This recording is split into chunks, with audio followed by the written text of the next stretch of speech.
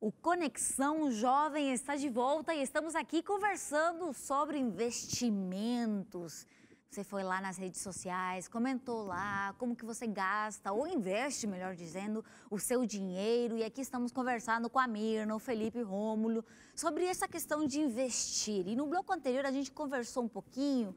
Eu gostaria de pegar aí esse conteúdo do bloco anterior, até porque ficou muita coisa aí para conversar ainda. Essa questão da poupança. Por que será que o investimento compensa mais que a poupança? Considerando que para a poupança eu só coloco lá, né? O investimento eu tenho que ficar de olho. Então, vou começar. Pode começar, os meninos falam depois. Não, a questão da poupança é a rentabilidade perto de outros investimentos. Não que existam investimentos que rendem também bem próximo da poupança, só você que não sabe. Muitas vezes a gente vai lá e coloca o dinheiro achando que rentabiliza mais do que a poupança e está ali, ó, bem próximo. Por quê? Por falta de conhecimento. Então, a questão mesmo é saber quando a poupança vale a pena. Como eu digo, não vou ter nenhum real na poupança. É interessante que você tenha algum valor na poupança, não precisa ser toda a sua reserva, como eu disse, de emergência lá, para que você possa resgatar nos finais de semana, né?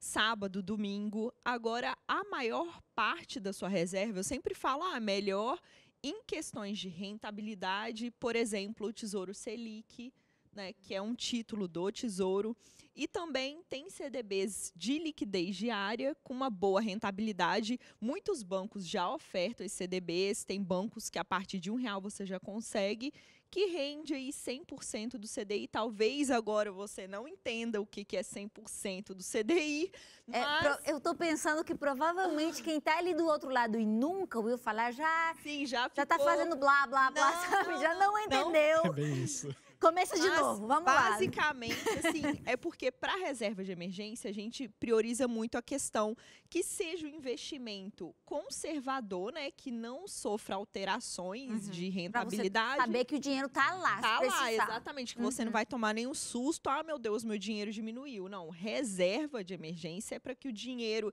esteja lá rentabilizando pouquinho que seja ao longo do tempo.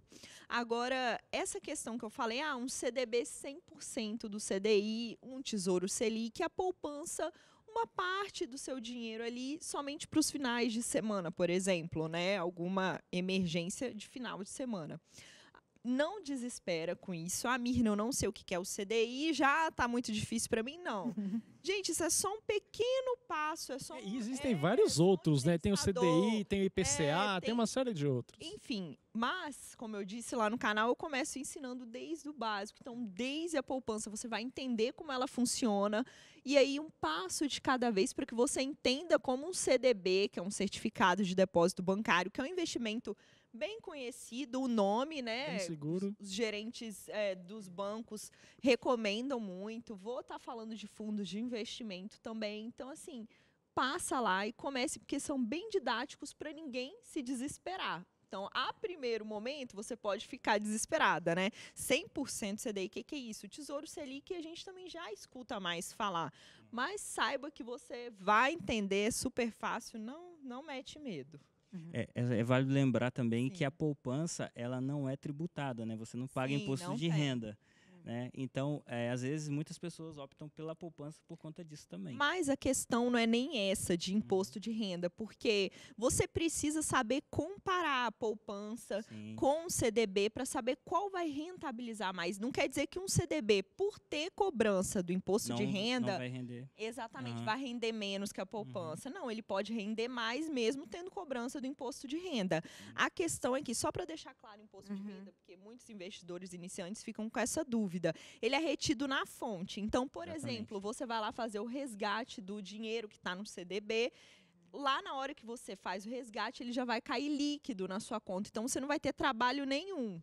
Na verdade, você não tem que depositar para o governo esse valor, mas você tem que declarar esse valor. Exatamente. Ele já é retido, mas você tem que declarar. É isso que eu dos grandes problemas. Eu, por exemplo, tenho, acho que de todos vocês aqui, acho que eu tenho um perfil mais conservador, mais tradicional, mais reservado, e parte das coisas que me preocupam são justamente esses pequenos detalhes, por exemplo, como taxa de administração anual que a gente paga ou para a corretora ou para o banco, alguma coisa assim, um imposto de renda que já é retido na fonte, mas ainda assim eu tenho que declarar e um errinho pode acarretar problemas. Então, por conta disso, eu acabo sendo mais retraído e acabo partindo para opções mais tradicionais, mais simples, que eu não tenho que ficar pensando muito tempo. Mas é importante. Uma coisa que tem me incomodado muito é que realmente eu tenho que pensar num fundo um pouquinho melhor. Deixa o fundo de reserva lá na poupança bonitinho e pensar num investimento um pouco melhor do que a poupança, porque faz falta. Para rentabilizar um pouco mais, porque não só de renda fixa, agora a taxa de juros caiu, exatamente. Então, já não está mais tão atrativa quanto antes a renda fixa, mas não quer dizer que esteja ruim, porque é uma taxa alta de juros se for comparar com outros países. Só que agora a gente está tendo uma migração mais para renda variável, que é onde a gente está conseguindo uma taxa maior. Agora, se você ainda não sabe nada de renda fixa, está começando agora, então o conselho que eu dou é comece pela renda fixa, entenda, forme reserva, investimentos de curto, médio prazo, para ir diversificar a sua carteira em renda variável. Essa que é a Até questão. porque, com o comportamento de mercado atual e esses problemas de política e economia que estão sempre juntas, elas acabam acarretando que, de repente, um fundo de renda variável, ele possa ser mais atrativo para você comprar agora nesses momentos de turbulência, para lá na frente, a médio ou a longo prazo, você ter um rendimento interessante, bacana e conseguir ganhar um pouco. Um dos medos que eu sei que vários de vocês têm e se eu perder? Porque, assim, é claro, você recebe, está rendendo, mas está rendendo porque tem um risco, né? Não é... Quando você coloca na poupança, você sabe que está lá. Mas quando tem esse risco, será que... como que eu faço para evitar? Como que tem que ser minha atitude para eu não também perder? Sim. Que é o maior medo, eu acho, né? Uhum. Essa questão de perder vai depender muito de onde você vai investir o seu dinheiro. Tem aplicações que são tão seguras quanto a poupança. A questão é que o brasileiro não conhece. Igual eu falei do CDB. A poupança ela é segura por quê? Teoricamente, ela é assegurada por um órgão privado que se chama... Desculpa, não é órgão. O FGC é o Fundo Garantidor de Crédito. Exato. Que é uma instituição do governo até, então... sem fins lucrativos. Aí, o que acontece? O CDB, que é um outro investimento, também é assegurado pelo FGC, que é o Fundo Garantidor de Crédito. Então, ali, em questões de risco, é basicamente a mesma coisa, só que o brasileiro já está habituado com a poupança. Essa é a questão. É importante lembrar também que o Fundo Garantidor de Crédito ele garante só 250 mil. Não que eu tenha 250 mil na conta, mas quem sabe se um dia eu tiver, ou enfim. Mas assim, para investimentos altos, realmente você não é coberto. Ele garante 250 mil por CPF, por instituição bancária. Exatamente, você pode diversificar também. E agora houve uma também. mudança também no FGC, né? Então limitou. Antes era 250 mil por CPF por instituição bancária. Você poderia botar aí 250 mil em um banco, no outro. Agora não, isso já está mais limitado. Mas a questão é que, em relação à segurança, tem investimentos como CDB, LCI, LCA, que são tão seguros quanto a poupança e que podem sim te dar uma rentabilidade maior. Ótimo. Eu estou aqui conversando com vocês, mas também lá do outro lado a gente preparou uma matéria especial para conhecer outras histórias de outros jovens que também estão investindo e que tiveram experiências também mais diversificadas. Vamos ouvir a história deles. Oi, gente, tudo bem? Eu estou aqui hoje com dois grandes investidores brasileiros, o Diogo e o Léo. Prazer ter vocês com a gente aqui no Conexão. Gente, conta pra mim como que essa história começou de investir. Hoje no Brasil, principalmente acho que para os jovens, né, não é tão comum esse negócio de investir. O pessoal tá até querendo saber como pagar as contas, que dirá, né, colocar o dinheiro em alguma coisa que vá render. Como que essa história começou para vocês, Diogo? Bom, no meu caso, eu comecei a me interessar bastante por causa disso depois que a minha filha nasceu. Antes, né, quando a gente estava esperando a chegada dela, me despertou a curiosidade, assim, a responsabilidade de pensar sobre isso. E eu fui atrás, né, do assunto, de entender um pouco mais dessa educação financeira, né? eu fui atrás para pesquisar o que eu poderia fazer hoje que desse um resultado lá na frente, para quando ela tivesse com uma idade, fosse estudar. Entendi. Então partiu talvez mais da necessidade mesmo. No seu caso foi a mesma coisa? Também, mas pela insegurança de como vai ser o futuro e dependendo do governo, INSS não tem como, né? Então eu decidi que eu ia buscar meios alternativos de acumular riqueza no futuro para ter uma aposentadoria tranquila. E dá para aprender por conta? Porque muita gente fica pensando, não, vou ter que fazer um super curso aí, né, desenvolver habilidades que eu não tenho. É isso mesmo? Como que vocês fizeram para, né, entender um pouco das tantas siglas que tem por aí, né, de investimentos e tal? Como é que foi isso? Hoje com a internet você tem acesso a canais no YouTube, blogs com instruções, programas de TV que passam pra gente. Isso desperta você de aprender um pouco mais e encaixar no perfil que você quer, né? Se você quer ser algum investidor mais arrojado ou mais conservador, né? E tem algum site, assim, de preferência um grátis, né, para quem está começando, que deve o pessoal se inteirar bastante do assunto? Tem um que você recomenda? Tem o Dinheirama, tem o Gui Invest, tem o canal da Nath Arguri, Me Poupe. Tem vários, esses são os mais básicos, né? E quem está começando, quem está vendo agora e falando, eu posso pegar, né, uma porcentagem do meu salário, talvez todo mês, e colocar em alguma coisa. Por onde a pessoa começa? Porque eu, pelo menos quando eu comecei, era tanta sigla, tanto nome, tanta, né, fica meio perdida. Por onde começar? Qual que é a dica que você dá? Eu acho que a pessoa, primeiro, ela tem que separar a renda dela em porcentagens. Pelo menos é o que eu faço. Porque se você for deixar para guardar aquilo que sobrar, você não guarda. Se você separar a parte primeiro, como se fosse assim, o pessoal fala, né? Você tem que se pagar primeiro. Então, você recebeu o seu dinheiro, o que eu tenho que fazer pensando lá na frente e guardar? Então, separo aquilo dali primeiro, depois eu vejo com o que sobrar, o que eu posso ter de conta, né? De água, luz, casa e ajustar naquele orçamento. Não deixar para fazer o contrário, né? Pegar e separar quando o que sobrar. Entendi. Acho que já é difícil já para muita gente pensar nisso, né? Em se pagar, né? O investimento ser uma conta. Você também dá essa dica? O que mais? A minha dica seria a pessoa se conhecer primeiro e em que perfil ela se encaixa. Se mais conservador ou mais arrojado, e conhecer o plano que ela tem para o futuro, se ela tem metas a curto prazo, médio prazo, longo prazo, e em cima disso trabalhar com a reserva financeira mensal, como o Diogo falou.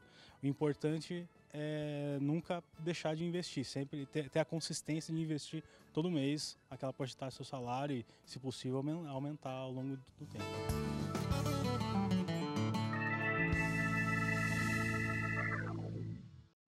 Várias dicas, já foi anotando ali? A gente vai continuar com dicas por aqui, porque enquanto a gente estava assistindo o vídeo, surgiram algumas dicas por aqui também, que achei bem interessante para a gente compartilhar com vocês que estão ali em casa pensando, ok, vou dar uma chance para esse esquema de investimento, vou tentar fazer.